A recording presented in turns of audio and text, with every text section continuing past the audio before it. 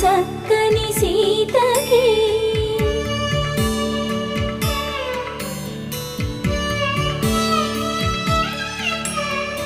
ఎర్ర జాబిలి చేయి రాముడేడని అడుగుతుంటే చూడలేదని పెదవి చెప్పే చెప్పలేమని కనులు చెప్పే నల్ల పూసైన